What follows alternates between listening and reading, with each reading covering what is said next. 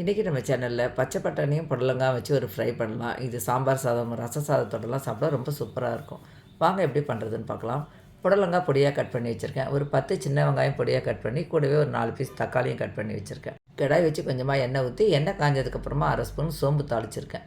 சோம்பு பொரிஞ்சதுக்கப்புறமா நம்ம கட் பண்ணி வச்சுருக்க வெங்காயம் தக்காளி சேர்த்து ஓரளவு வதங்கினதுக்கப்புறமா 1/2 ஸ்பூன் இஞ்சி பூண்டு விழுது, 1/2 டீஸ்பூன் மஞ்சள் தூள் சேர்த்துக்கலாம். இதே மெத்தடில் நம்ம கோஸ், கோவக்காய், பீட்ரூட், உருளைக்கிழங்கு எதோடனாலும் அந்த பச்சை பட்டாணி போட்டு ஃப்ரை பண்ணலாம். நல்ல டேஸ்ட்டாக இருக்கும்.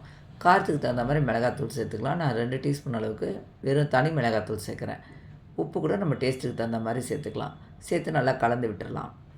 பச்சை பட்டாணிக்கு பதிலாக நம்ம பச்சை மொச்சை வருது பாருங்கள், அதுவும் இந்த மாதிரி சேர்த்து ஃப்ரை பண்ணலாம். இப்போ கட் பண்ணி வச்சுருக்க புடலங்காவை சேர்த்துடலாம். பச்சை பட்டாணி ஃப்ரிட்ஜில் வச்சுருந்தேன், அதனால் லைட்டாக முளை வந்திருக்கு. இப்போ பச்சை பட்டாணியை சேர்த்துட்டு நல்லா கலந்து விட்டுடலாம். கலந்து விட்டதுக்கப்புறமா சுற்றியும் கொஞ்சமாக தண்ணி தெளித்து தட்டு போட்டு மூடிடலாம். நம்ம மூடி வச்சாலும் அப்படியே விட்டுறக்கூடாது, இடையிடையே எடுத்து கலந்து விடணும். கொஞ்ச நேரத்துலேயே தண்ணியெல்லாம் வற்றிட்டு காய்கறியும் நல்லா வெந்திருக்கும். இதுக்கப்புறம் நம்ம மூட வேண்டாம்.